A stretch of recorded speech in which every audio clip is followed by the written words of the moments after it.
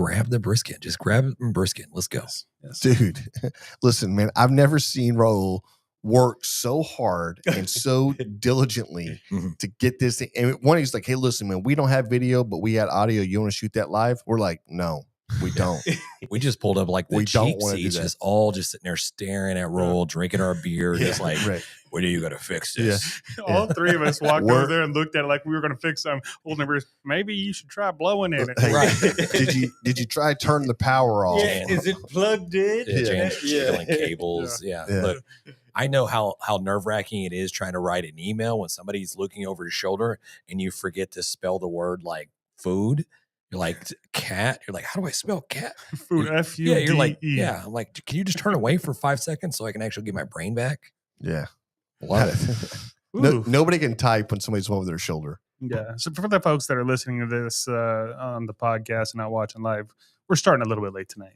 We are, but you know what? But you don't know that. You don't know if you're listening on the podcast side. You don't know we started late. Well, you do now. Well, you gave the cats out of the bag. Well, John. I mean, we just talked for like 3 minutes about technical issues. So just trying to keep them. It is what it is. Yeah. And for the folks that are listening live, Grabbing the Brisket's new home for our podcast episode is on Wednesdays. So I'm excited about this. Wednesdays. Yeah. Like yeah. Let us know how you feel about the name Wednesdays. Yeah. I'm eager to see. I love this game. I love this game. So we can just sit here Eager and to see the have comments. a podcast and we can make fun of all the words we say. Yeah, right. All right, you guys go. Yeah. Hey. Tuesdays. Exactly. Hooked on phonics. I guess it didn't work for me. So thanks, guys. Hey, I missed you guys last week. Sorry, wasn't able to join you guys. Our 300th episode. 300th episode. Well, try to be here for 400. It was in the books. Yeah. It was epic, James. Yeah. Well, I'm sorry, guys. Some would say the greatest episode of all time. Some. Yeah, some would say that. Right. I don't know why I say some and you're like some. Yeah, I don't know either. Hey, cheers to you guys. Cheers, guys. Hey. Yeah. Booyah, booyah. Got a hell of an episode planned. We do. Yeah, we're going to go over the top things that we wish we would have known cooking ribs when we started out cooking ribs. Yeah. And I know we got a lot of fan interaction, a lot of feedback from some of the listeners. So I'm excited to get into that. And mainly it's about them. You know, they don't need to hear about me and my little failures. But there's a couple of things where I'm like, you probably steer clear of that. Right. You don't need to, whoever that Johnny Paycheck is, it's on YouTube telling you need to do this. And that's the first video that you came across. And so you've been doing it like, and your family's kind of used to it. Like, oh, it's good, but they don't want to tell you it's not good. Right. They're just like, we like your ribs. Oh, you make the best ribs. They like, they secretly like the guy down the street's ribs, right? But don't want to say it out loud. Yeah. Just like Rick, just, you know, you are the Rick, right? You know, but we're going to get you on the right track. It's going to be great. Dude, I came across, you know, me, I'm always digging on the internet, trying to find fun and interesting articles and storylines that we can bring up that are absolutely not related to barbecue, but maybe we can turn it into a little bit of a barbecue discussion very quickly. I did see, this is interesting, guys. I did see there's a new space startup that's introduced, and it's raised up over $187 million. And what their idea is making drugs in space. Why? Because I guess there's apparently only certain things you can do in space that makes drugs better. Now, I know where you're thinking. Are you talking about like I think they're legit pharmaceutical drugs. Okay. Like, we're not like talking about like the marijuana. No. We're not talking about. I ain't gonna lie. The first thing came to my mind was like, oh, I tried some cocaine from the moon. Yeah, right. You know? Yeah, everybody wants that moon dust. Give us some of that stardust, baby. Yeah. Yeah. Well, some of it was like I was trying to look at some of I got a list of some of the funny names, but moon meth, space weed, but no, apparently there's like a lot of like I guess cancer research type stuff that they can photosynthesize stuff in space. Photosynthesize. Yes. Yeah. They can create. There was one about like creating larger protein crystals. Oh, that's true. Actually. Yeah. And you can create bigger protein crystals in space. I don't know. Well, I think it has to do with gravity. Also, right? size doesn't really matter. So. It's the gravity that allows things to grow in a different range than it would here on Earth, right? So and they're studying that effect to hopefully move that here and go, okay, here's your stardust. Correct. Have, right. Yeah. I'll run through a couple of these funny names or whatever that I have, but moon meth was number one. We got Saturn salts. Oh, dude. Very cosmic crack. We got Martian dust. I mean, there's the Nebula 9, Pluto powder. Anybody listening along, if you got your own funny little names you wanna get, you got asteroid addies. So it's mostly alliteration. It sounds like pretty for drugs. Yeah. Yes, it's pretty good. Yeah, I like that. Yeah, Jupiter junk. Yeah. So go ahead. What were you going to say? I'm just wondering, like, maybe we should start our own business startup, barbecue in space. Like, there's got to be, the way the myoglobins react to zero gravity. Maybe it just makes your steaks a little bit more juicier and tender. Maybe we can just start our own. Can you cook a brisket in an hour? Right. Fully cooked. 30 minutes. I think these are things that need to be studied. If they're studying, like, giving rats like cocaine, why can't we not like study, let's cook a brisket in space? Yeah. So I'm actually with you on this, James. And I think it's a great idea. But to follow that up, and these are questions that my brain is already wondering, like, okay, how does a startup even work? Like, I have an idea, right? You know what I mean? Hey, I got an idea, and I got to go out. I got to pitch this idea to people, and they're like, "Yeah, we actually have like this, right?" Yeah. So obviously, like, astronauts go into space and they do research, right? So people fund that research, and somebody says, "Hey, they're getting some promising research out of this." So what we need is an astronaut that barbecues. Yeah. We need somebody that's going to space the next year or so that likes to barbecue. Reach out to grab them the brisket. Yeah. Hit us up. We've got a few ideas. I don't know how you're going to light your coals. I don't know how that whole thing happens, but that's not for me. That's for you. We're going to figure that out. I would almost like, maybe we don't need an astronaut that barbecues. Maybe we just need a barbecue expert to become an astronaut. You know what I mean? This is very Armageddon. Let's go Armageddon. Like, let's get the table here. We'll train. We'll get up in space and we'll throw down the brisket. Can we do the slow motion walk to the shuttle thing? Is that all your? That's what I want. That's all you care about? For sure. Yeah. Let me ask you this real quick. We'll move John on. gets to the door and he turned around and was like, "All right, I did the slow motion walk, so I'm out now." You guys get a good shot of that? Or? Yeah. All right, I'm good. Just let me know how it works out up there. Right. What if you? Okay, that happens. Yeah. Armageddon, like. Yeah. What's the one thing that you're asking for the government that they're going to give you? Like, what do you mean? Like, I mean, you're essentially saving the planet by cooking a brisket up there. Oh, so I'm just saying, what? Oh, dude! Like, you're talking about, like, what's our boy's name? That was like, he was a firefighter. He was he's a movie actor, firefighter.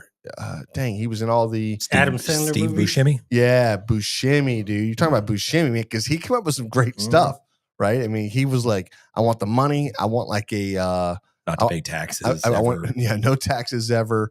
I want all of my stuff wiped clean. Right. And then he's like, yeah, that's good. Yeah, I'll go with that. I just don't want to worry about money anymore. That'd be pretty good. No, man, are you kidding me? We're gonna be famous. Write your own check. Yeah, we're more famous than what we already are. So it's hard to believe. Honestly, hard to believe. Like, there's only so much more room that we can go. You know what I mean, guys? The only thing you get through that ceiling is to go into space. Yes. So I would ask for the Epstein list. Would you even care at that point? Nah. Look, dude. I don't care now. Yeah, right. Yeah. No, man. Just leave me alone. How about that? Okay. One really quick last thing. I know you guys are gonna like this one. This is about the story of Frank Lentini. Have you ever heard of this guy? No. The three-legged man. Okay, I saw pictures. You saw the pictures? Yes. Okay, the three-legged man. He's not just 3 legs. Yeah. Well, he has 2 sets of genitals as well. What? But that's what are we talking about? No. Functioning. Do you have a picture, Raul? Or It's up. Of the genitals? Or no, I don't got his genitals. Okay.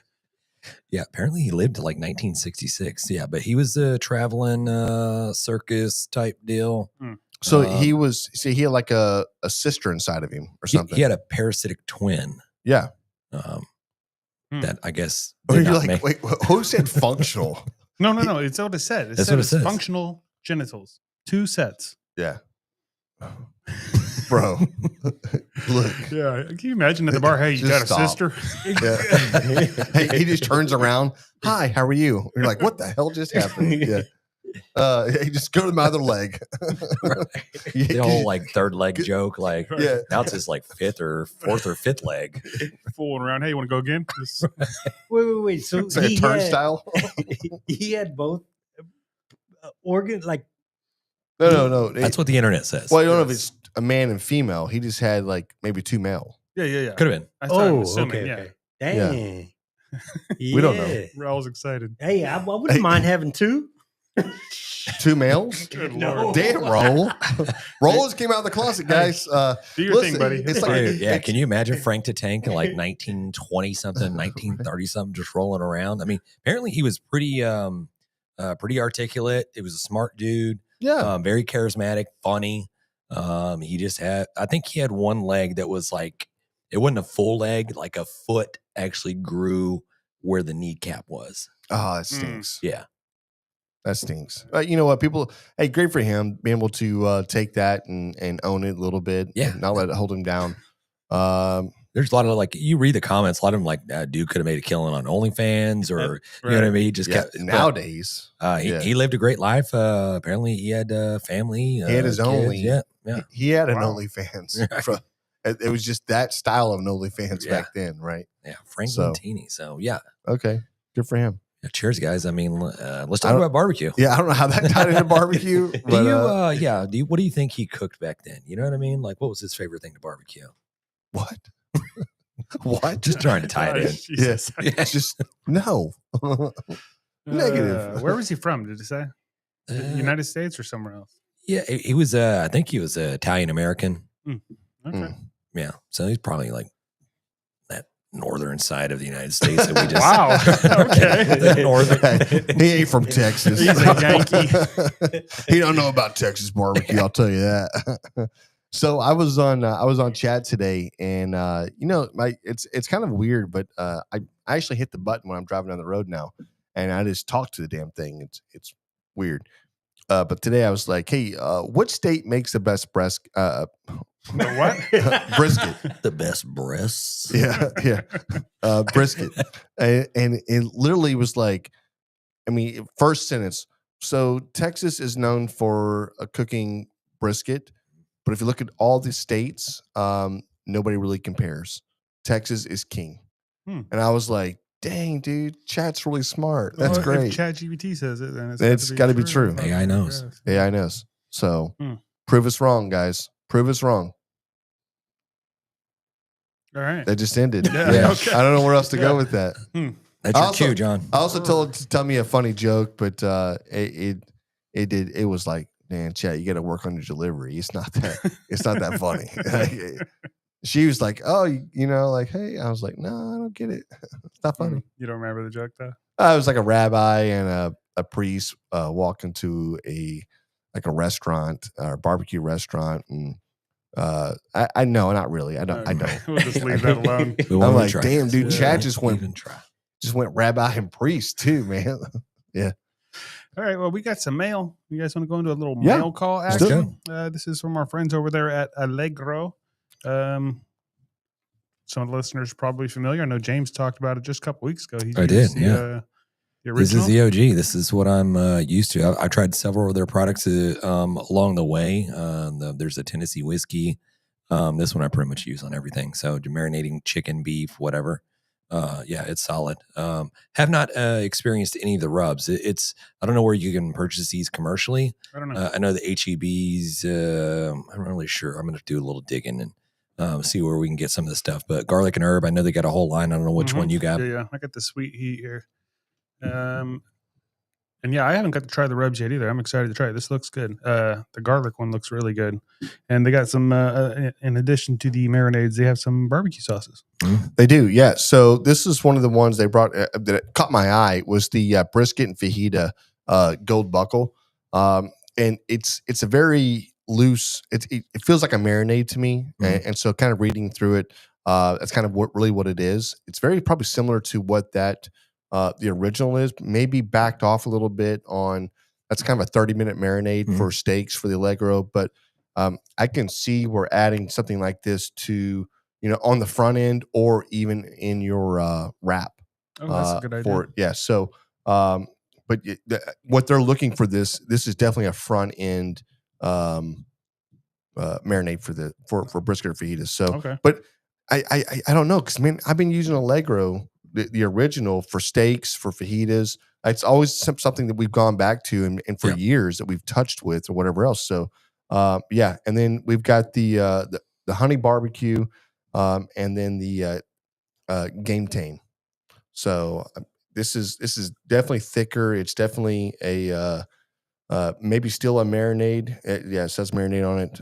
But yeah, I'm curious to how these things work, man. So excited. We shall see. They sent us a whole box of stuff. I know, man. There's so much stuff down there. 10% of what's in that box. Some liquid smoke. They've got some of that in there. So if you want to add a little touch of smoke to your fajitas or whatever else, if you're cooking in the oven or cooking in a pan, you can add just a smidge or something to that, and it's going to brighten that up. So there you go. With that, let's jump into the hot off the grill barbecue news. Brought to you by the MBBQA and Barbecue News magazine. And I just got a couple things. The first one is, it's official. We have switched to Wednesday nights. Wednesdays. We've switched. Wednesdays. He can't even say it. It's like a robot. Hey. Yeah. Wednesday nights. Yeah. So tune in. Yeah. It seemed like we get honestly, we get more viewerships on our live shows when we do Wednesdays, it seems like. So we said, what the hell? Give the people what they want. Yeah, but also it's nice to have a break in between the Wednesday and Friday.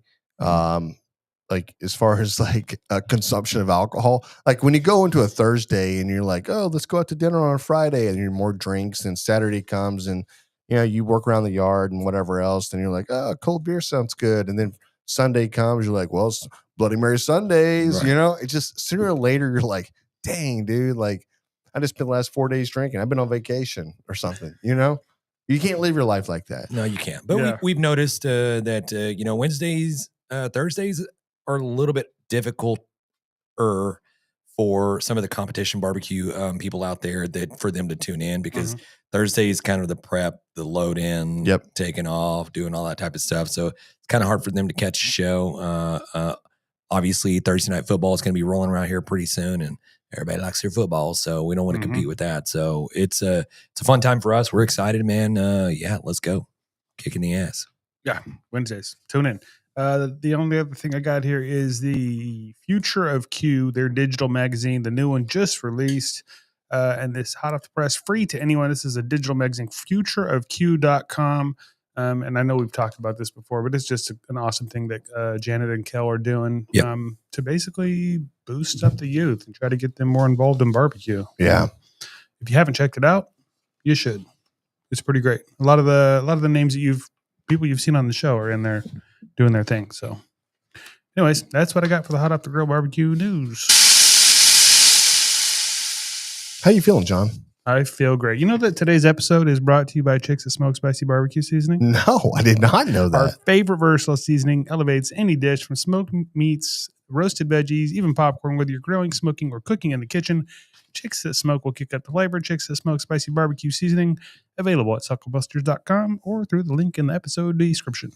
Hey, listen, I know we talk a lot about the Chicks That Smoke, and obviously this is a collab between you guys and Sucklebusters, but it really is a good seasoning, and we've used it now for years. It's almost become a staple, and just trying to brighten something up a little bit, or just add a little extra punch to something that it doesn't need. It's not overpowering in any way. I know it's called a spicy barbecue seasoning, but it's really not spicy at all. And it just it's like, again, like you could add salt, but this is like adding like a seasoned salt or adding something to that nature to it. It's just really good. Agreed. John, as you're chewing on that Smokehouse cracker, do you want to get into the today's episode is sponsored by Smokehouse Crackers. Now, I was gonna I was like, John, are you going to do that? But then you got the mouthful of crackers of the smokehouse crackers. Jump in there. I'll hold go ahead and show it out there. Yeah, that we got the barbecue crackers here. Yeah. This is the official snack of grabbing the brisket, and we don't have that many, right? By the way, that's correct. It's not something. And we had our pick of the litter. We had thousands and thousands of entries. We chose smokehouse crackers. Because they're the best. Yeah, there it is. You want to read the rest of that, James? I thought Jan was going to go ahead and do it, but he got in there. Okay, so. That perfect bite that hits smoky, spicy, and crunchy all at once. That smokehouse cracker. These things are straight up addictive. One handful turns into a half a bag before you even realize it. They're our go-to wherever we're on the road or at comps or just hanging out in the backyard talking barbecue. Smokehouse crackers, bold flavor, serious crunch, and officially approved by the boys at Grabbing the Brisket. They are. No, they're really good. The barbecue is really good. Their spicy is really good. They've got a variety of crackers they've done. They've got the small oyster looking crackers they put together. The flavor profiles are spot on. And these are things that we grew up again making at the house. With the Ziploc bag and crackers and roasting them in the oven a little bit and pulling them out, doing the shake and everything else. So. Yeah, they're phenomenal, and that's what good. It's like they were making these at home too. Whoever invented these, whoever said, "I'm going to make the smokehouse crackers," they were making these already at home, and it had been shared through, friends and whatever else. But all it takes is that one person to come back and go, "I can make a business out of this," right? And they do, right? It's like you don't have to reinvent the wheel; you just have to make the wheel run a little bit smoother, and that's what they've done. So yeah, kudos to these guys. They're phenomenal. Agreed. You guys want to dive into some rib talk? Yeah, man, I would love to. I've got a lot of information. Get a taste of the Grabbing the Brisket beer review. What do we have, James? Let's do that. James brought this one. It's a something tiramisu. That's all I know. And it's authentic because you can hear him digging around in the ice chest. Yep. You might mean Kansas City, Missouri Boulevard Brewing Company barrel-aged tiramisu stout from 2024, and this is 11% alcohol. Jesus, dude, I'm gonna be wrecked in 30 minutes. Hey, there's a right there. Let's get into barbecue talk real quick because I thought the what we proposed out there was really good. And it's like things that you wanted to know or wish you'd have known when you got into making ribs. And ribs is something that we shied away from for a long time in barbecue when we first started cooking, right? It was like an afterthought. It was more of like, hey man, we're gonna make brisket and that's it. That's what we were really good at doing and had a lot of I guess recognition for or whatever else. But it really took you, James, going to forums and looking at, putting together profiles, going home and smoking ribs to go our next competition. You're like, it's almost like you showed up and you're like, I think we're going to try to do some ribs, but it really wasn't that naive. Like it was pretty calculated the way you did it because like, dude, I've been doing these. These are really good. And I want to enter this against somebody else, but yeah, this is great. Cause like, if you could go back in time and tell like a different method of cooking ribs or whatever else, or seasonings, or how serious you're taking it. Yeah, we got caught up in this 2 years ago on how in depth we were going on some of these ribs, and I'm like, they're great ribs, like they're phenomenal ribs, but does that translate well to the competition side? Does that translate well to backyard and hanging out with the families and everything else? Does that translate? Because when somebody takes a bite, they go, yeah, that's really good. But you're like, well, if you had to score it, well, I don't. I mean, they're really good, right? You know what I mean? Like, how do you quantify that? And I think this is gonna be a great subject. Yeah.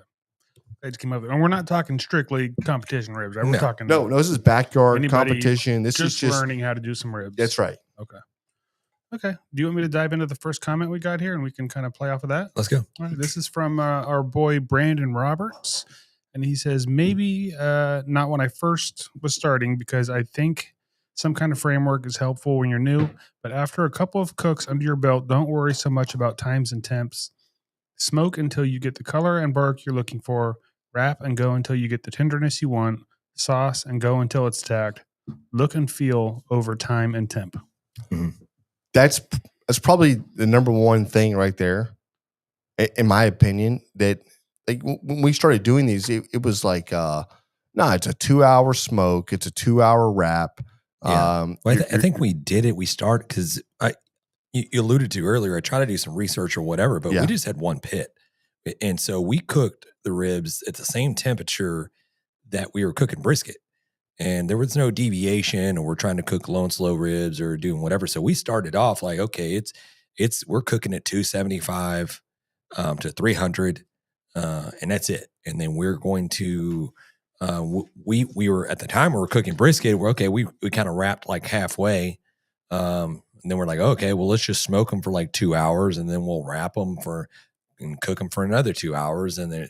Obviously, they were like really fall off the bone, and at that time, like especially here in Texas, like backyard cooking it like that, perfect. These judges got a hold of them. They're like, "Shit, this is amazing." It wasn't sticking to the bone or anything. You probably go to some of the other states that are more versed to cooking ribs. They're like, oh, these are overcooked, and they're looking at the color of the bone. They're like, ooh, the bone's white or whatever, Yeah, who knows? Right? Who knows? We weren't there, James. No, we weren't. We're just collecting paychecks and trophies. That's all we were doing. Yeah. But yeah, the guy's spot on with that. It's like a lot of times you get wrapped up in doing too much. Color is key. You want make sure those seasonings are kind of set. Yeah, but the color is flavor, and that's what we forget about a little bit. It's like, oh, but but hell, I'm at the time right now. I've got to move forward, and it's like when you start looking, when you slow down a little bit, and you start realizing the bark is what's creating that flavor and the texture to some degree. That's right. Yeah. A over wrapped rib will have a different texture than a rib that's been smoked a little bit longer to develop more of that color. It just caramelizes. It just comes out just a little bit different. And these are things that you look at when cooking any protein. But yeah, this is guy's spot on. Who sent this? That was Brandon Robertson. I think he's in the. Let's go, Brandon. In the chat there. Let's go. I have another one here. This is from MedicMan27. And this might work for just about anything you barbecue. And learn your seasoning and how to control your fire for the best cooking. Learn what wood works best for you. Yeah, that's so true. I mean, like it's always regional. It's kind of like where you're at. You're trying to look for. I guess you're cooking everything else. Like you got a brisket that you've cooked 100 times, and you've got this or whatever else. But and you're trying to cook this all on mesquite, or you're trying to cook this all depending on what area you're in, right? But definitely learn the wood, right? I think that's one thing I got caught up in the beginning because I read a bunch of stuff that, and they're like the fruit woods. You got to get with the fruit woods because that's just going to set your barbecue off. You don't want these hardwoods because it's just really going to make it too smoky or too overpowering or just bitter. And I really found using some of those smoke woods, it was like, and maybe just a product of at the time we weren't really getting good like fruit woods. Yeah, maybe. And we're using some of that dry kiln type stuff, and it just I didn't like the smoke. I didn't like the flavor of the stuff, so I quickly went away from the fruit woods. Maybe you could throw a piece of cherry in with some of the hardwoods. We used oak, mesquite, pork does take on a little bit more smoke than we just say brisket is. So yeah, it could be overpowering, but I loved it. I love the flavor of the smoke, the seasonings, and then hitting it with some sauce. I mean, it married pretty decent. And that's where people like. I think you get I guess there's no one way of doing it. I guess that's the thing there, right? It's like learn what you like. Stop cooking just to a recipe card saying 30 minutes per pound. Well, not every brisket's going to be 30 minutes per pound. It's not the same thing with a rib or whatever else. I dumped a whole bag of like apple wood in my fire pit and just burned it because I was like, it just made my ribs taste like shit. I'm like, I'm not using that. no. Right. It's just firewood. I'm not buying that again. It's for s'mores. Yeah, exactly. No, but listen, but you can use apple. You can. You can use these fruit woods, but it's learning what you want into it, and obviously sourcing good wood, right? Yeah. Buying something out of a bag that's been chipped up may not be the best way to get. Yeah, it may not have been apple wood. I don't know. Yeah, right, 100%. Who knows? Yeah. Didn't have reputable charcoal manufacturers back then, did they? Yeah. Who knows? Mm-hmm. But not any jealous devil. Right. So I didn't.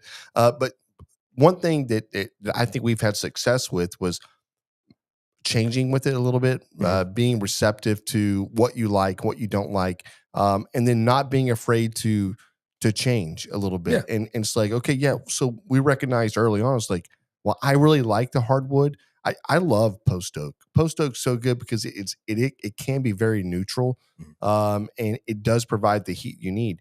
Now, but if I want to add in some cherry, I can do so. I can add as much as I want into that and allow that to develop without overpowering anything. You know, a lot of hickory, and hickory works. But I think for me, I still want to sprinkle that in. I just don't want to run a cook on hickory smoke. It's just not it's not the flavor profile that I'm looking for.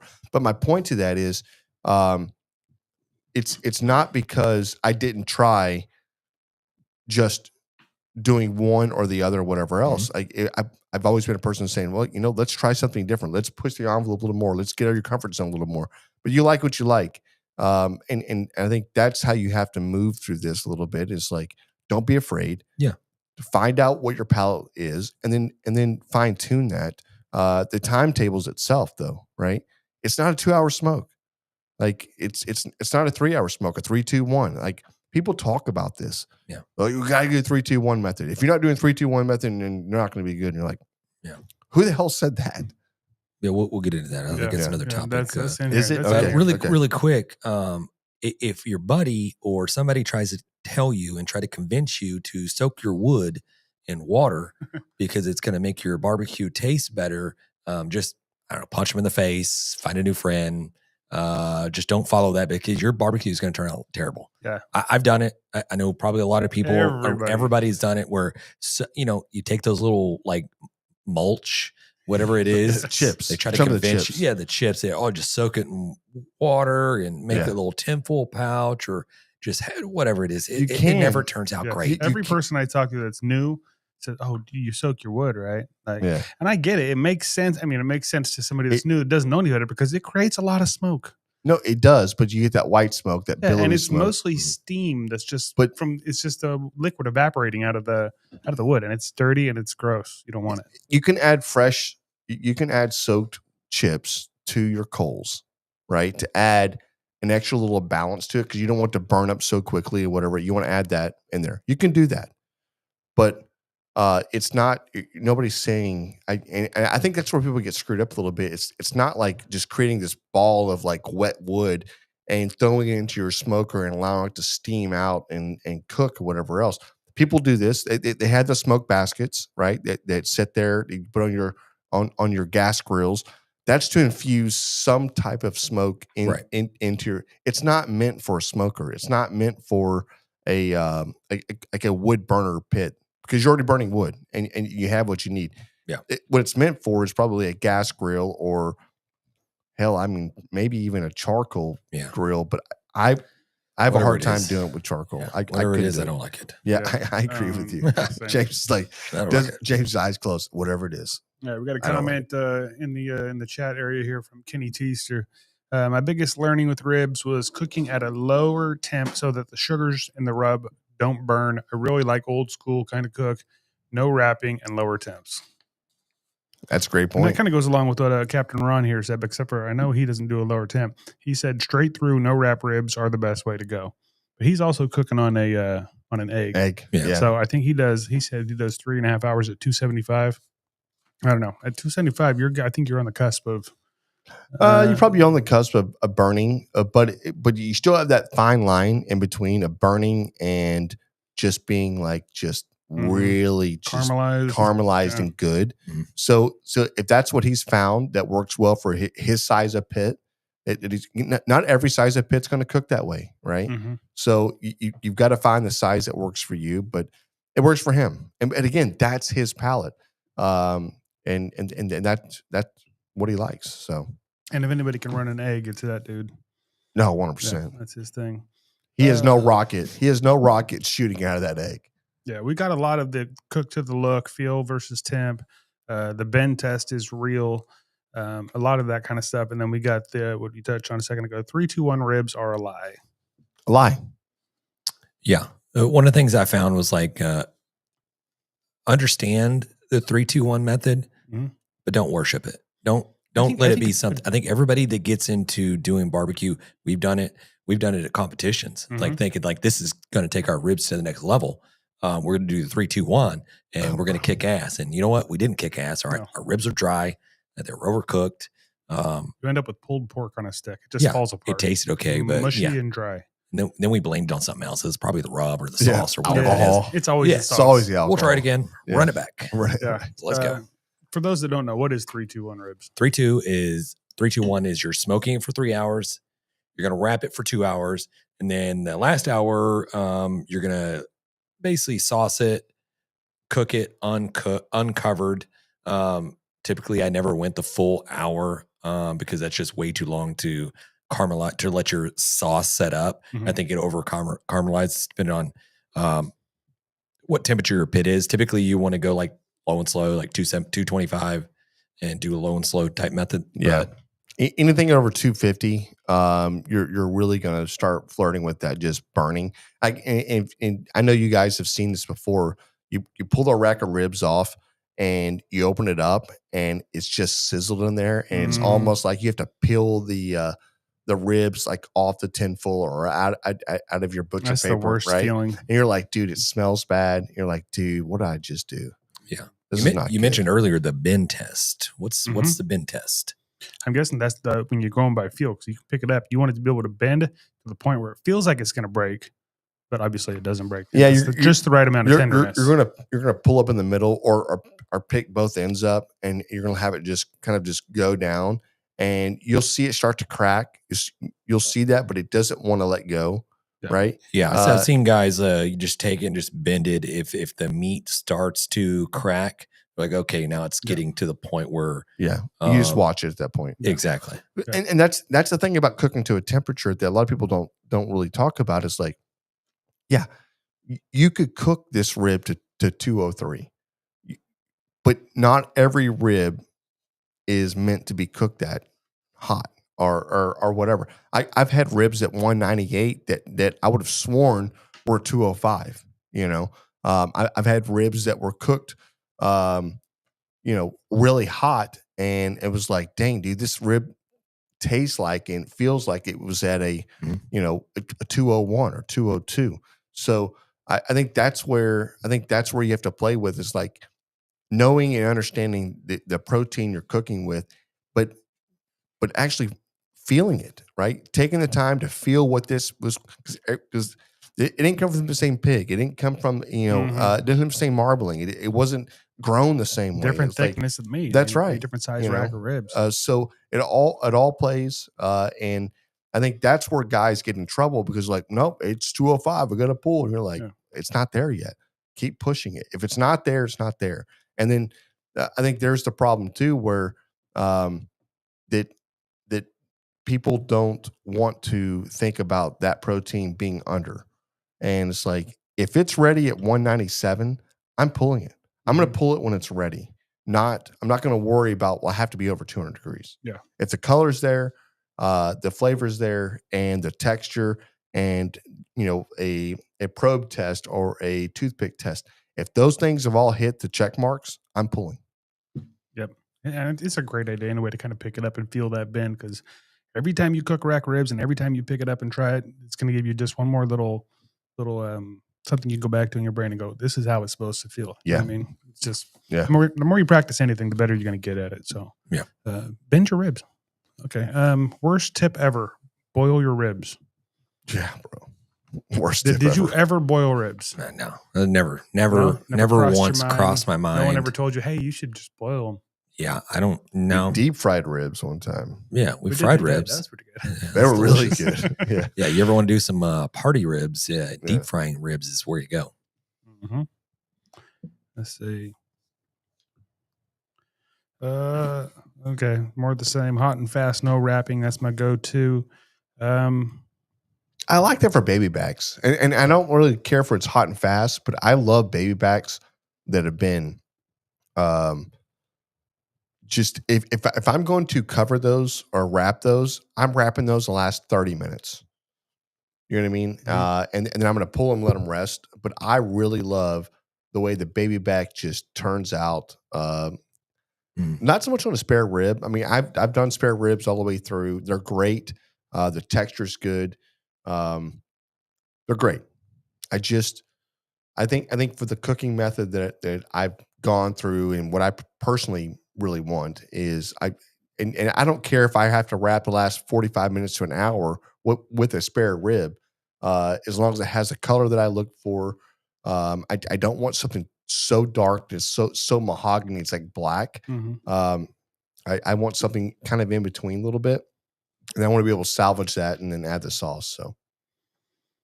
Our buddy Too Much Welding says, daisy chain your hooks when you're hanging your ribs. I lost a beautiful rack when the lone hook pulled through. Oh, damn, dude. That's happened.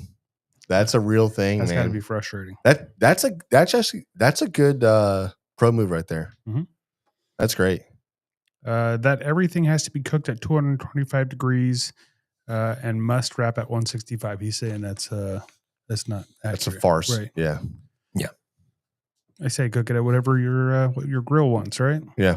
You know, John, when we first started doing ribs, James was like we had no idea what we were doing. And it's funny, we went with like almost the same seasonings we're running with a brisket on those ribs. That's how like it was almost like a Texas style rib versus a sweet anything, right? And it wasn't until the very end. There wasn't any sugar that touched that rib until we glazed it. No, that's right. And then we glazed, and that literally I watched James and I'm watching him. I'm like, dude, how the hell did you learn this, bro? Like he's walking around, he just rolls the tinfoil down, makes a little boat, and then he glazes.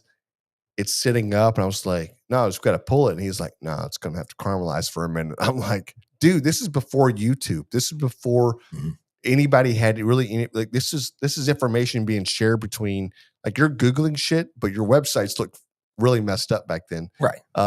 And like you're on barbecue forums and amazingribs.com and like you're running through those things. And I was like, dude, this is not. And listen, I remember when I tried that first rib, there were so many teams around us because I think we were known for not doing it.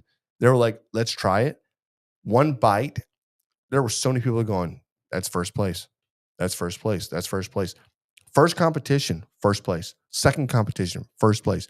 Third competition, first place. Fourth competition, second place. But the problem is that we started sharing everything. You get all the looky-loos. They're coming by watching and doing like, okay, I see he's saucing. I see he's doing this right here. Yeah. I started making it at home and then bringing it to where it was just in a container. And instead of making it out there, because I would just bring all the ingredients with me, you know, the commercial barbecue sauce, brown sugar, Kraft, baby, hot sauce, whatever. And I'm just mixing it up there and just like, okay, here we go. But yeah, it started catching on pretty quickly. Started shigging. Correct. Yeah. But I can tell you right now, this is something that we jumped into right off the bat. So it wasn't something that I wish I would have learned. But I'm telling everybody out there right now that if you're new to cooking ribs and you want to just bang out a nice solid rib, go with that 2-2 method, and that's smoking it for 2 hours. Yeah, at 275, wrapping it, cook it for another 2 hours, and then unwrap it, pull it out, glaze it, let the glaze sit up. I promise you, it's going to be some money ribs. Yeah.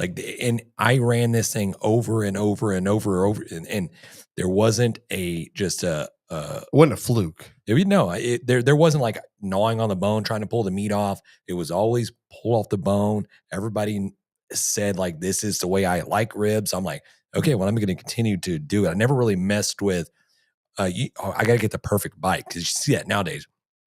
Got to have as soon as you bite it, you get a clear little indention, and you see the bone peeking through and all that stuff like that. I was like, my family don't want that. Yeah, my family want to eat rib. They want to eat a rib. They want to be able to pull that meat off the bone, and they want boneless ribs. Right. And so, the 2-2 method: smoke it for 2 hours at 275 degrees, wrap it for 2 hours, pull it off. It's going to be a little steamy. The seasoning is going to be kind of like it was washed, braised a little bit. You're going to open it up, let that steam out. You're going to hit it with that sauce, let it set up. I promise you, it's going to be the best ribs you ever cooked. So I agree with you, but I think that is the starting. Yeah. Like you start there. That's right? where I wish that's the baseline. Anybody out there, you need to start from here.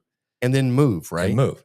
Right? Adjust to your taste, adjust to your preferences. If you want something that is a little bit more like, I want this more kind of the dry rub. You want that bark to set?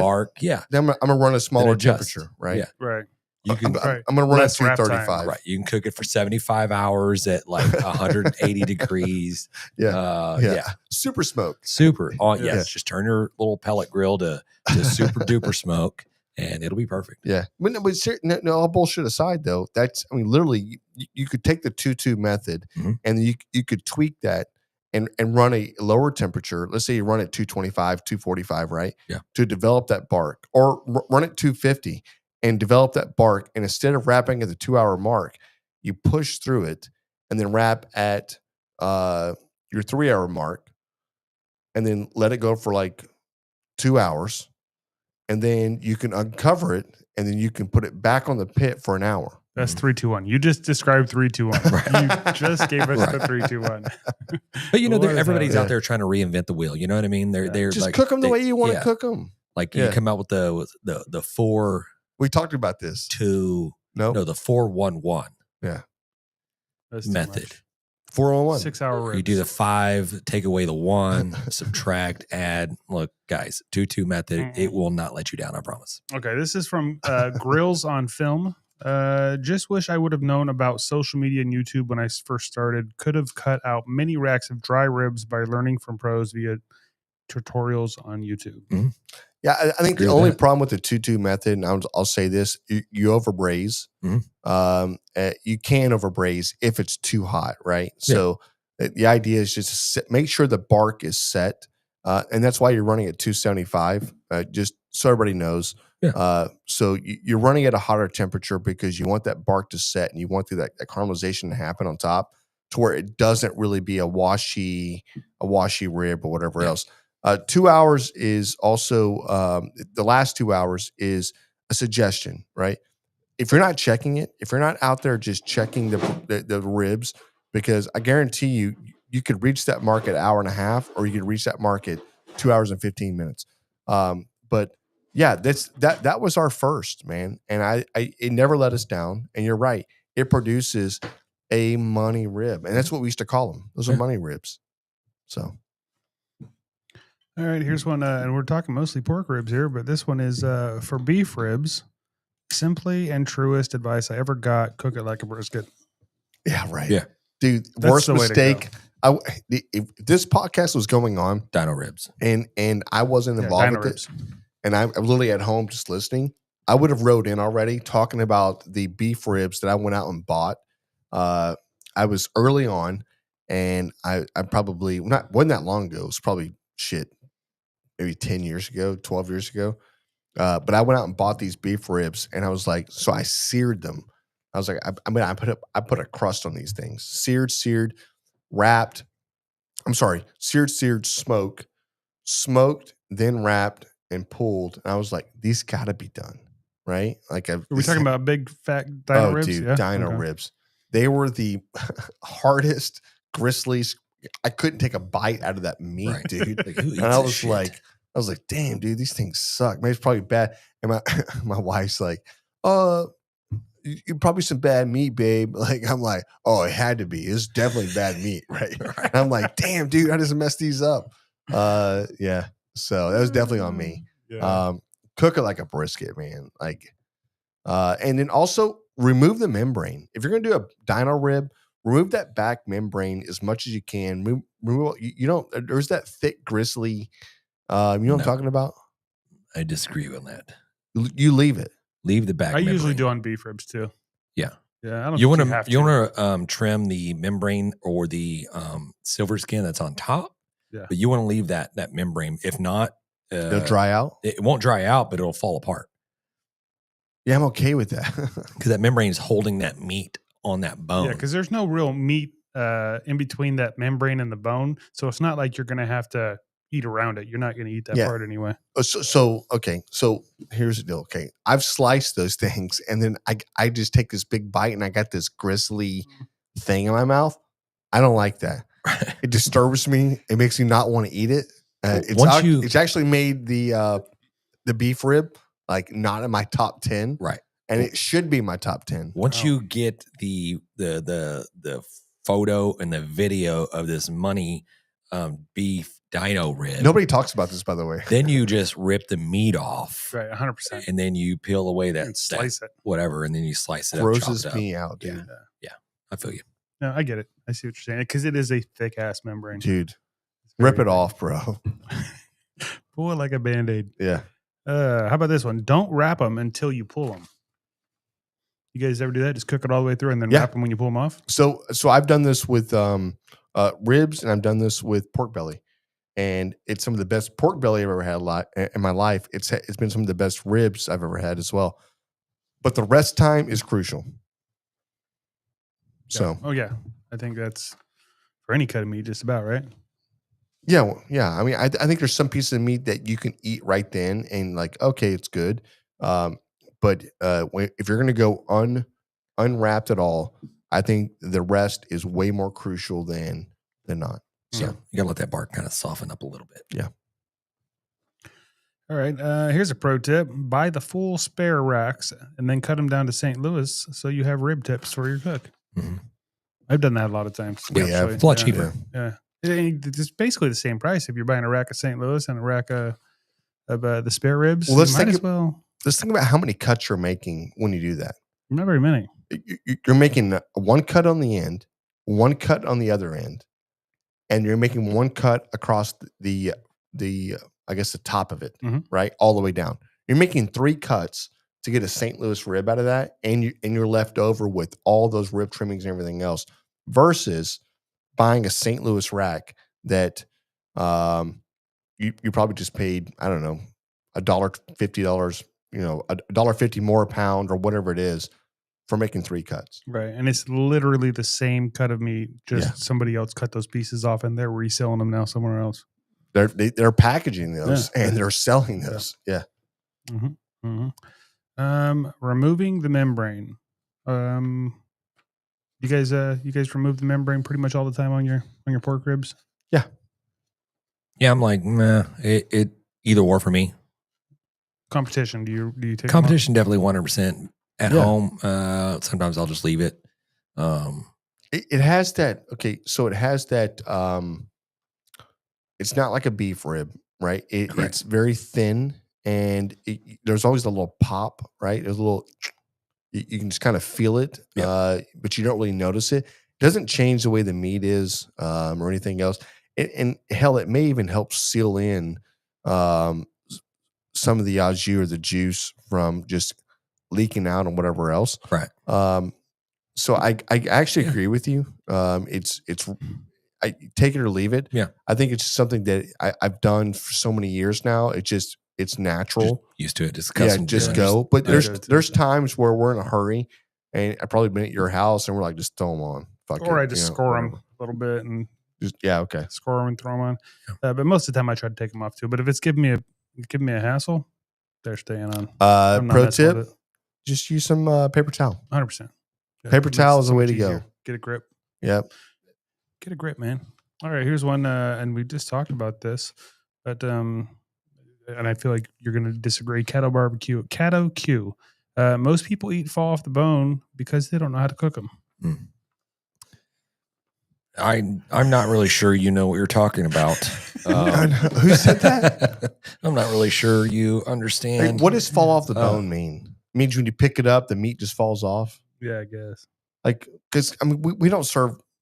Like I don't serve. Yeah, I'm not ribs serving that way, anyways. Yeah, I'm not serving mush, but when I bite it, I want it to come off the bone. Yeah, I think that's what he's talking about. And I understand. Like, you don't want to like just hold the rib upside down and just like shake it and it falls off. Nobody wants that. That's mush. I understand mush meat. I get where they're coming from on that aspect of it, but I do like a tender rib. Right. And, you know, it's like, say it again, James. I do like a tender rib, but he's like, I mean, if it's got to have some chew to it, right? A little bite to it.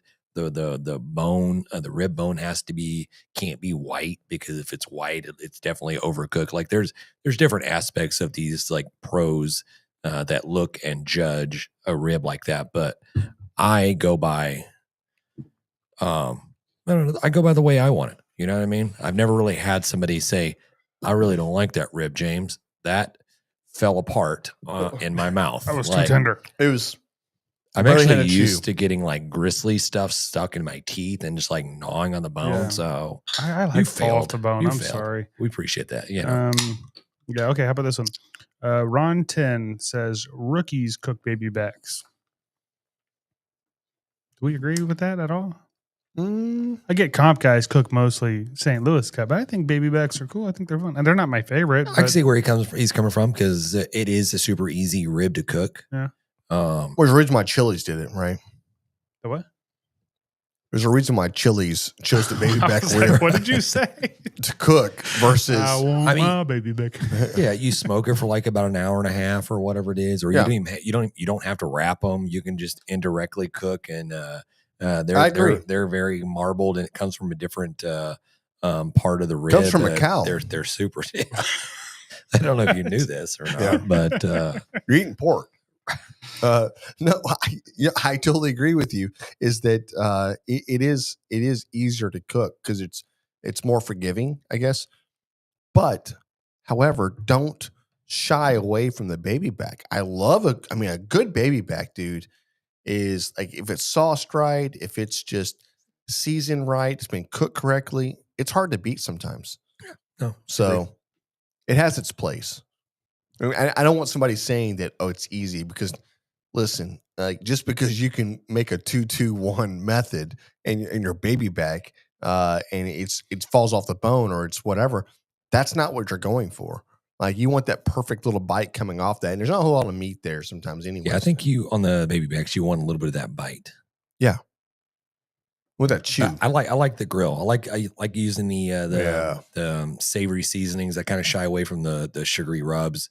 The brisket styled seasonings that we use, and smoking it indirectly and just finishing it off and just grilling over coals. I typically cook baby backs on my Weber majority of the time. I've smoked a couple here and there, but I like the result of just indirectly cooking and then just searing it off and let that fat and everything kind of sear up. Beautiful. We got a ton of comments about what temperature you should be cooking them at. Everything mostly in the 250, 275 range. Some people said 300. They run 300 in competitions. And then a couple folks going into what temperature you should pull them at, depending upon how they feel. And that's everything from 195 to 200 up to 204 to 206. And I think they're both right. It just depends on the rib, honestly. Piece of meat, right? Yeah. I think you go 275 beginners, right? I mean, if you can maintain it, yeah, it's a safe bet. Trying to do 225, especially on beginners, they're probably not always going to have like the offset. Maybe they got the pellet smokers where they can dial it into 225 and run that method. But I would say if you're doing, I would do 275 for beginners. 225, it's just, for me, it's like when I started out doing that, I could never get it dialed in correctly, and I overcooked a bunch of ribs. The outside was always just like dry and jerky like. Yeah. But you get into the whole things. Okay, you got to cook it and then wrap it, and then wrapping it afterwards, allowing the bark to kind of soften up a little bit. Yeah, release a little bit. Yeah. For beginners, I would say I would go to the 275. Yeah, I agree. I agree, James. Thank you. Perfect. Let's see. Backyard Shenanigans says simply using foil instead of butcher paper to wrap was a game changer for tenderness. I agree. So, and that's a lot of people think that like they've seen the barbecue, all of the social media people out there, and they've seen all these famous restaurants. They're like, I only use butcher paper, and that's great, but you're not in that restaurant, and you're not actually seeing exactly what they're doing. And I'm not saying you can't use butcher paper to get a clean rib or anything else, but for me, like I really prefer a tinfoil on a rib, and it just and I don't care if I cook it to almost to the very end and wrap it up and pull it and let it sit. It just retains the heat. It retains what I'm looking for versus some wrapped up parchment paper. Yeah, so. I think I'm going to do a parody video to where I swap out every paper good in my household to butchered paper. So it's like paper towels, right. A little toilet paper. Hey, you want to dry off? Hey, you want to dry off? There's some Just- butcher paper hanging there. Exactly. Yeah. Just what, because it's you can use it for everything. That's pretty funny, actually. That'd make a good video. Let's do it. And you walk outside and like throw a brisket on. Like you take a shower, you dry it off with the butcher paper, and you've run the gauntlet inside your house. Moisten it up a little bit with my beef tallow soap. You know what I mean? Just like you just wad it up. You go outside, start washing your car with there's plenty of applications that you can use this peach paper with. So I'm excited to share all the useful benefits. You're going to have swirl marks. Right. What's the shake? Everybody switched to foil for their barbecue. It's going to make my car's bark look very good. Just let me know. I'll shoot the video. I want to see this madness. Okay. And here's something I've never really given much thought to. I don't know. Maybe you guys have. Bobo Smokehouse says only let the seasoning sit on the ribs for 15 to 45 minutes. What? Only let the seasoning sit on the ribs for 15 to 45 minutes. Before he puts it on. I'm assuming. Okay. I've never even he is thought about it. I mean, pork is I'm not really either. And I've never really like brisket I've seasoned the night before. Right. I've done that. I do a dry brine and whatever else. I've seasoned the day of, right? I've done that. But I've never seasoned ribs the night before. Never happened. I totally agree with that statement. I'm never going to season those ribs because it is a lot more fattier. That salt will start to melt. It's going to penetrate. It's going to pull that seasoning in. All that sugar is going to melt. It's going to It's going to leave just a big old pool in the bottom of your tray. Yeah. Then you're going to have to reapply seasoning, and then more than likely some of that salt did absorb, and now you're going to have it's like an over-salted That's right. piece of meat. So, very smart. Whoever that was. That's spot on. All right, here we go. Buckeye Flavor says, in a comp barbecue, there is a method called hot and fast. You don't need to start your brisket at 9 p.m. Friday night and stay up feeding it logs in your old school stick burner all night in a rainstorm just to get second to dead ass last brisket score. That was me at my first comp. Learned a lot since then. Sleep is great. So I guess he's just saying you don't have to do it. So I think slow. That's a misconception of what low and slow is.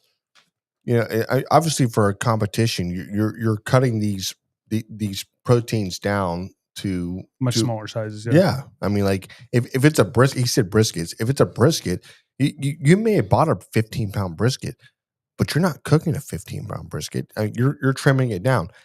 And once you trim it down, let's say it's a 12-pound brisket. Well, let me tell you, you ain't cooking a 12-pound brisket. Then it needs to be sliced down to something that's going to fit that box. And it's going to be like, how many slices? Can I get 25 slices or 20 slices, 18 slices out of this brisket from tail or from front to end? That's how you're going to manage this thing. And that's why it cooks so much quicker. And you're not going to need a 11 o'clock at night and I'm going to start by feeding the fire, and by 5 o'clock the next day I'm going to pull it. That's going to be way over smoked. It's going to be way over jerkied. Whatever. Yeah. Who was that? It's the same, but we just turned this into brisket talk. No, Buckeye Flavor. Yeah, Buckeye Flavor. But it's the same thing. It's the same thing for ribs. It's the same thing for any other piece of meat. Like trying to follow this. Well, it's traditional, and my my family, we've always cooked it started at 11 o'clock at night, and we've always done our ribs at not I would say 7 in the morning, and we turn them in at 1 o'clock in the afternoon. Well, they're over smoked, and there may have been a profile when that was like popular, but things have changed, right? Barbecue has changed since then, and that's one of the things that I always think about is like, where is it going next, and where are we at now? Because what we're doing now will not always be the norm. Yeah, it's always being pushed. I can tell you where it's going, not where we're going to take it, not where the people that are listening are going to go with it. Where's barbecue going? Convenience. Everything is going to be about convenience. We're going to get to the point where it's just going to make itself. And there's no, you just put the meat on. AI barbecue. Yeah. And it's probably one of those deals that you got those ovens or whatever that are refrigerators as well. And so you could stick it in there and then, go to work and just decide when you're just going to hit a button and turn it on and it'll start cooking or whatever. But convenience is going to be the way to go. You know what I mean? Yeah. Not a good way, but not a good way. Yeah. That's pretty much, that's what we got for comments. I think that's from the folks. opposite of barbecue. It is. I just don't think there's nothing about barbecue that is convenient. Like you're taking the roughest piece of meats, the hardest piece of meats to cook, and I think that's what that's what appeals to barbecue so much, is that it's not easy. Yeah, this is not like your quick little fry something up and have it now. This is, I'll see you in 12 hours. I don't think barbecue loses that. Oh, I get it. Yeah, I mean, but people don't have time to barbecue. They don't want to. No, what people are you talking to? I don't know. There's like there's definitely people out there that want to have barbecue. Listen, he was a doctor, so like that, you know what I mean. He's like he's constantly like brain surgery. Dr. Jeff can't have time to barbecue. Well, guess what? Dr. Jeff don't get barbecue, but the people that want to do it will do it. I never seen Doctor Show where they barbecued, so I'm just saying. That's mostly accurate. Hey, cheers to that. I was going to say, hey, if you're a doctor out there and you barbecue, can you please write into the show and let us know? Shoot some pictures so we believe you, because we're not going to believe you. If you just say it, we're not going to believe you. But if you're a doctor and you barbecue, we want to see it. We want to know. We don't know. We think it's a farce. You need to have a stethoscope on your neck in the picture. Look, we're 20 minutes away from the Houston Med Center, where we can come hang out and view your doctor barbecuing skills. Hello, doctor. Yes. Doctor. Okay, that's pretty much what we had for the comments. There was a lot. There's like over 50 comments we got from our listeners. I love it. Yeah, really appreciate that. I know James put together his own comments. Yeah, I think we kind of like hit most of these things here. Is there anything in there we missed? I don't think they're. Let's see. They're spritzing the meats. We always spritzed meats. We always use pickle juice. So anybody out there starting out, never really went with the whole. Apple cider vinegar. You can spritz with apple juice. We always went the more savory route, but apple juice is another great thing. Wrap with apple juice. So I still do that all the time just because it's so handy. I always have it at the house. Rest before slicing. That's a big one. We talked about resting. That's important. Make sure you rest your meat. Let some of those juices, redistribute. John, have you tried this beer? I've been trying this beer. That's why I'm talking kind of slow. Yeah. This is something. This is something. We'll get into this Grabbing the Brisket beer review. If anybody out there, you still keep with the comments, with the tips and tricks that you guys may have, and people that are listening along, whether it's Spotify, iTunes, wherever you're getting your podcast on. We'd love to hear your feedback. So let us know those tips and tricks. Also, what other topics would you guys like to dive into? Maybe we get into brisket. Maybe we do that next week. I don't know. Let us know. Maybe. All right. Do you want to talk about this beer a little bit? You want to wrap this thing up a little bit? I would love to. All right. Lathrop. Yes, sir. Your first drink out of this beer. The first one. What was your initial thought? Did you see my face? No. It was. It made a little like. I wasn't sure, but it was okay. It tastes like tiramisu. The first one, and I don't know that it's gotten better because it's getting warmer, but the first drink, I was like, oh no. And then I was like, oh, like you can really taste all the flavors. Like, I don't know what tiramisu tastes like, but it tastes like that. You ever had tiramisu? No, I've had it, but I don't know. How do you describe the flavors of tiramisu? Is it like chocolate, coffee, creamy, coffee? Yeah, whatever it is. Yeah. That's what it tastes like. And it was like every single one of those flavors was there. I was like, damn, that's good. Right. So, and then right after that, I was like, damn, that's strong. So right now we're dealing with the Boulevard Brewing Company. This is the barrel aged tiramisu stout. There's 2024, James. So we're in 2025. I don't know. It's vintage, man. Yeah, I don't know how long this beer has been sitting out there. This is 11% alcohol by volume, and I will tell you right now, it tastes like 30%. Yeah. You think so? Yeah. I don't think it's that bad. I'm gonna have to drive home. Yeah. Well, no, one eye open, man. I do agree with you that the first drink of this beer was very like, I don't know if I can do this. I had a second drink and I had a third drink. Not sure if that's the alcohol that has played a fact in that, but it's gotten better. Every single time I take a drink, I'm like, damn, it's not a bad beer, right? It's not one that I could go out and buy and go, like, let me get 6 of those. That's not happening. No. But damn. Yeah. Speaking of drinking, I'm on vacation right now. That's why I'm wearing the shirt. All right. I leave for my cruise in 2 days. Day and Okay, a half. shit. I'm very Swingers? excited about it. Swingers cruise. Oh, no swinging. I feel like you just got back from a cruise. I did. This is the next one. So what are you celebrating? Oh, my dad's 75th birthday. Dad, if you're watching, happy birthday. Let's Happy go, birthday. Papa. It's a big one. All the family's Lathrop. gonna be there. It's gonna be a big one. Happy birthday. Yes, it's gonna be a blast. And I've been planning. I'm trying to jam this thing. I'm trying to Yeah. max out the drink package at least one of the days. Okay, listen. I've been planning. I've actually been asking ChatGPT how I should do this. So how many days are you Can't going do it the for? first day or the second day. I'm doing it the second day. Okay. How many days are you going for? 8. Okay. But there's 4 days in port, so it can't be those days. Okay, so here's the deal. You need to run strong 2 days in a row. Okay. Right? And then take the break. You're at port. Mhm. Okay. And just so everybody else knows that this is normal, you got to run a third day. After that, you just smooth sail. You're saying I have to hit the drink package that many days? 3 days. I can't do 3. I'm aiming for 1 day. No, you only have one liver or a kidney. Right. You're fine. The math doesn't check out. That's not how that if works. you listen, Yeah.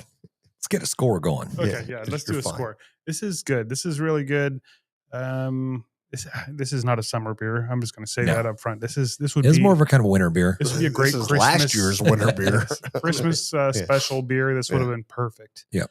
But having said that, I do like it kind of a lot. I'm going to go 8.6. I like it. Jan, one more drink. I had to finish it. So what we're doing? Yeah, John, that's what we're doing. 8.6 is a great score. I think it's probably almost spot on. It's very decadent, right? It does have that alcohol taste on it, which is something that when you take your first drink, you're like, damn, that's a lot of alcohol, right? It's 11%. But man, I'm right there with you. You know what, John? When you're right, you're right. I'm gonna agree. There you go. It's an 8.6. Boom. It's really good. Yeah. It really is. It's probably the first time that you've ever put a score out there that I've agreed with Might be. in 300 episodes. 301. But yeah. But damn, dude, Yeah. like that is a good. It's a chocolatey beer. It definitely has that tiramisu Coffee. Yeah, just punch to it. It's Correct. good. Yeah. I'm not partaking, but I did have it. I remember loving it. Yeah, I think I was more of like the 8.0. Of course you were, James. Yeah. You couldn't help yourself. No, I know. Yeah, you couldn't help it. He's like, I'm an 8.0. 8.0. Yeah, exactly. I love it. Unless you have something else to jump into, we've got a barbecue win / barbecue fail. That Let's I go. think we're gonna fire up, and this is actually a little video. So I don't know if you want to turn your head around and see. Yeah. When he plays it. One of the best things that happens when you become a barbecuer is you learn if you're a moron or not. They say sometimes you win and sometimes you learn. There's this little magnetic thingy that goes on the door of the barbecue, and I knocked it off with a sheet pan. This is what happened. I learned a lesson. Got to keep watching, otherwise it just dumps pellets in like it's open when it's closed.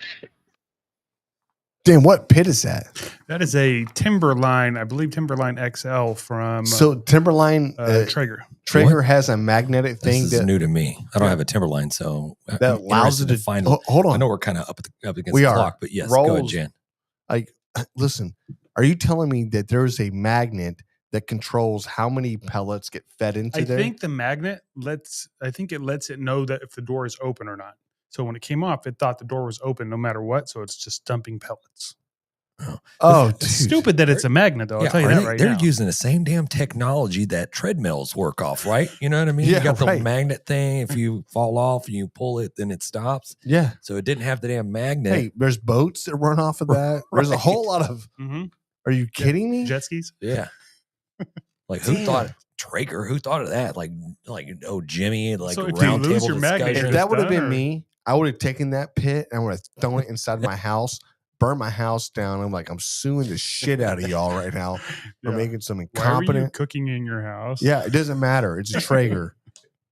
They make them. Anyways, that was Yeah. our boy Brisky Boys. Brisky Boys. Damn. BRISKEYBOIS. Check them out on the social medias. But that was their video, and for those obviously you couldn't see, if you're just listening, it was on fire. Well, hey, Brisky Boys. Boy. Boy. You're a winner chicken dinner. That's what you are. You know why? You get a little sucker busters. Everybody wants some sucker busters. Yeah. Hey, go online, pick out your favorite Sucker Buster seasoning, or go out and pick out something you've never seen before. They've got hundreds of different seasonings out there, and they're going to blow your mind. Thousands. Find your favorite, and try it out. So, hey, we'll send it to you. Just let us know which one it is. Damn, dude, this 11%. Okay, It has got me, bro. Let me jump in. This thing has just been lightning. If you in a want bottle. you want to send in your barbecue win story or your barbecue fail story or a recipe or any other kind of story that you want to share, you can do that. You can call in and leave us a message on our voicemail line. That's 434-829-2299. Or you can also just go to our website, grabthebrisket.com. Email us info@grabbingthebrisket.com. Honestly, you can find I think you can find all this stuff on our website. So Can I say something real quick? Like, why the fuck can't we get a damn voicemail? Is it weird? Like, give us a voicemail. the next person that calls in and leaves a voicemail with a win or a fail, a good one, there's a gauntlet. I will send you a t-shirt as well. I love this. Look, and if you have an issue, you could just hang up and call in again. Or maybe is it like an answer machine Dude, where I you swear just to God, redo? Like No, I don't think it is. Dude, So it's a 3-minute cutoff, though. I will say Right. that. So if it cuts off, just call back and finish. I would love the fact that somebody calls like, "Hey, this is Rob. So I had this piece of meat. Beep. Okay. Hey, this is Rob." And I was like, "God damn it." I would love this. I would love that meltdown, by the way. We'll play it. So there it is. 100%. Hey, we appreciate the feedback. Speaking of feedback, if you're listening to this on Spotify or Apple Music or wherever you're listening, make sure you're following. Leave us a review because it definitely helps us become more visible. Just hit all the buttons. Wherever buttons. you're at, Yes. just there's a lot of buttons that are on the sides and the bottoms and stuff like that. Just press them all because it really helps us really kind of pay the bills, guys. So we appreciate it. You know what? We also appreciate talking barbecue with you. Peace. Matt's been great.